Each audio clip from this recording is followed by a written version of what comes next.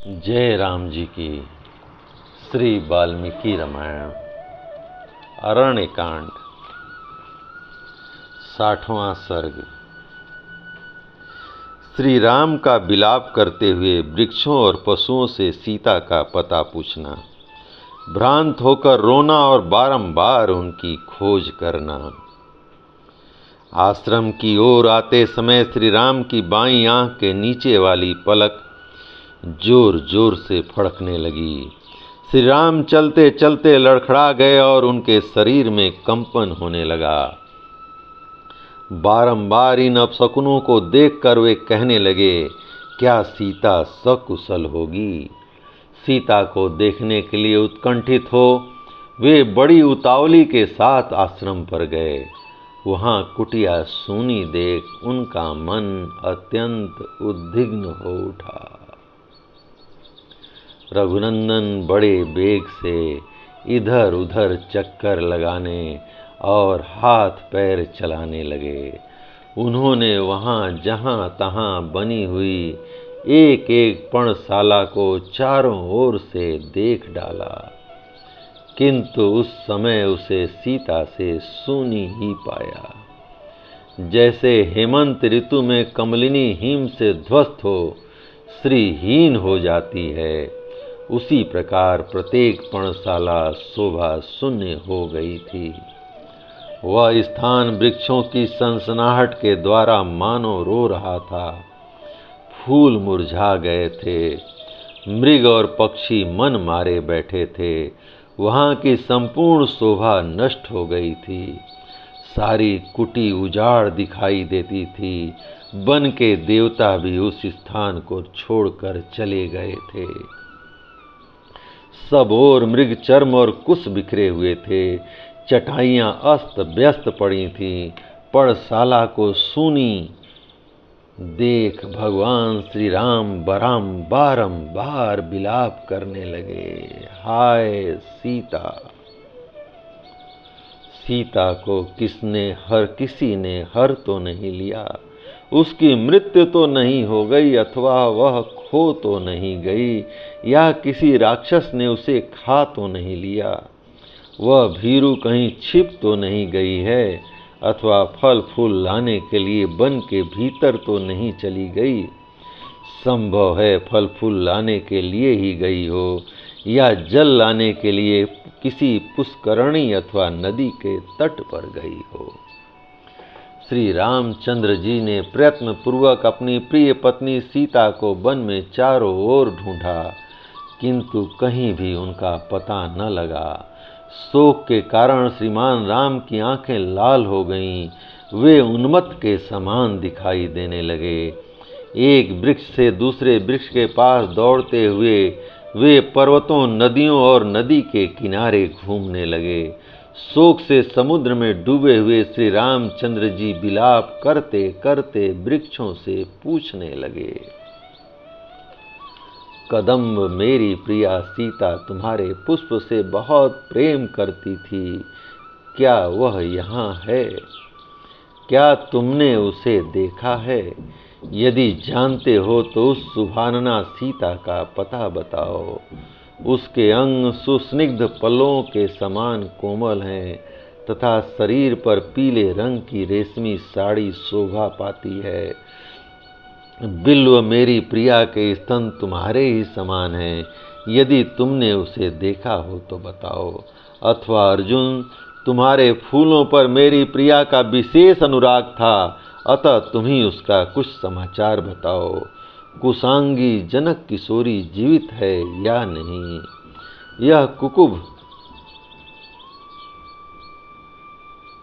अपने ही समान उरु वाली मिथिलेश कुमारी को अवश्य जानता होगा, क्योंकि यह वनस्पति लता, पल्लव तथा फूलों से संपन्न हो बड़ी शोभा पा रही है। ककुभ, तुम सब वृक्षों में श्रेष्ठ हो, क्योंकि ये भ्रमर तुम्हारे समीप आकर अपने झंकारों द्वारा तुम्हारा यशोगान करते हैं। तुम ही सीता का पता बताओ। अहो, यह भी कोई उत्तर नहीं दे रहा है। यह तिलक वृक्ष अवश्य सीता के विषय में जानता होगा, क्योंकि मेरी प्रिया सीता को भी तिलक से प्रेम था। अशोक, तुम शोक से को दूर करने वाले हो, इधर मैं शोक से अपनी चेतना खो बैठा हूँ। मुझे मेरी प्रियतमा का दर्शन कराकर शीघ्र ही अपने जैसा नाम वाला बना दो। मुझे अशोक शोकहीन कर दो। ताल वृक्ष तुम्हारे पके हुए फल के समान स्तन वाली सीता को यदि तुमने देखा हो तो बताओ। यदि मुझ पर तुम्हें दया आती हो तो उस सुंदरी के विषय में अवश्य कुछ कहो।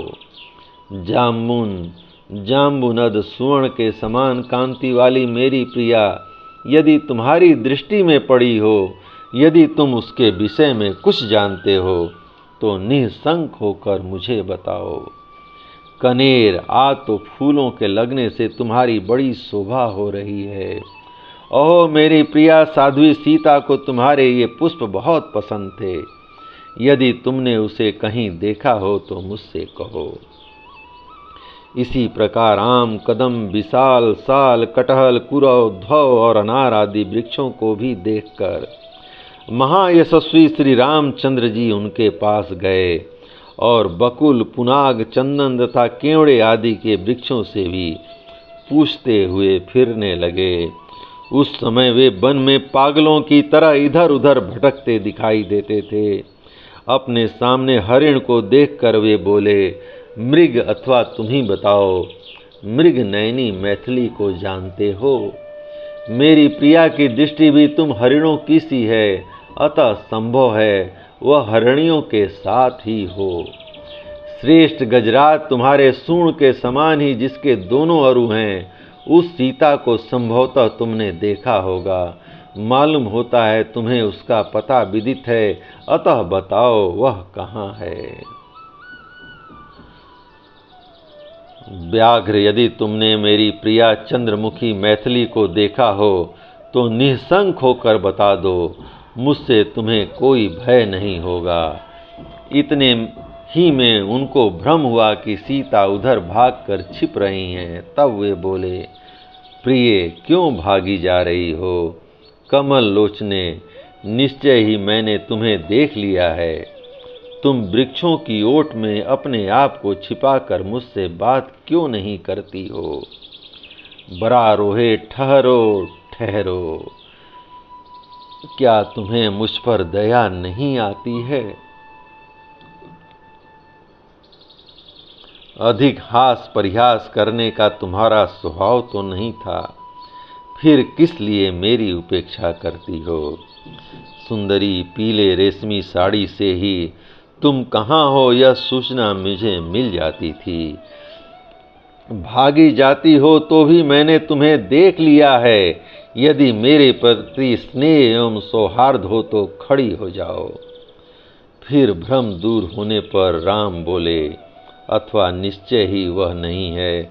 उस मनोहर मुस्कान वाली सीता को राक्षसों ने मार डाला, अन्यथा इस तरह संकट में पड़े हुए कि वह कदापि उपेक्षा नहीं कर सकती थी। स्पष्ट जान पड़ता है कि मांस भक्षी राक्षसों ने मुझसे बिछड़ी हुई मेरी भोली भाली प्रिया मैथिली को उसके सारे अंग बांटकर खा लिया। सुंदर दांत, मनोहर ओष्ठ, सुघड़ नासिका से युक्त तथा रुचिर कुंडलों से अलंकृत वह पूर्ण चंद्रमा के समान अभिराम मुख राक्षसों का ग्रास बनकर निश्चय ही अपनी प्रभा खो बैठा होगा। रोती बिलखती हुई प्रियतमा सीता की वह चंपा के समान बण वाली कोमल एवं सुंदर ग्रीवा, जो हार और हंसली आदि आभूषण पहनने के योग्य थी, निशाचरों का आहार बन गई। वे नूतन पल्लों के समान कोमल भुजाएं जो इधर उधर पटकी जा रही होंगी और जिनके अग्रभाग कांप रहे होंगे, हाथों के आभूषण तथा बाजू बंद सहित निश्चय ही राक्षसों के पेट में चला गया होगा। मैंने राक्षसों का भक्ष्य बनने के लिए ही उस बाला को अकेली छोड़ दिया। यद्यपि उसके बंधु बांधव बहुत हैं, तथापि वह यात्रियों के समुदाय से बिलग हुई किसी अकेली स्त्री की भांति निशाचरों का ग्रास बन गई। हा महाबाहु लक्ष्मण, क्या तुम कहीं मेरी प्रियतमा को देखते हो? हा प्रिये, हा भद्रे, हा सीते, तुम कहाँ चली गई? इस तरह बारंबार विलाप करते हुए श्री रामचंद्र जी एक वन से दूसरे वन में दौड़ने लगे। वे कहीं सीता की समानता पाकर उद्भ्रांत हो उठते, उछल पड़ते और कहीं शोक की प्रबलता के कारण विभ्रांत हो जाते। बौंडर की भांति चक्कर काटने लगते। अपनी प्रियतमा की खोज करते हुए वे कभी कभी पागलों सी चेष्टा करने लगते। उन्होंने बड़ी दौड़ धूप करके कहीं भी विश्राम न करते हुए वनों, नदियों, पर्वतों, पहाड़ों, झरनों और विभिन्न काननों में घूम घूम कर अन्वेषण किया।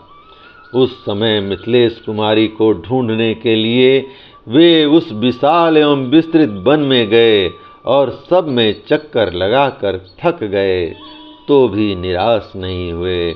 उन्होंने पुनः अपनी प्रियतमा के अनुसंधान के लिए बड़ा भारी परिश्रम किया। जय राम जी की। इस प्रकार श्री वाल्मीकि निर्मित आर्ष रामायण आदि काव्य के अरण्य कांड का 60वां सर्ग प्रभु श्री राम की कृपा से पूर्ण हुआ। जय राम जी की।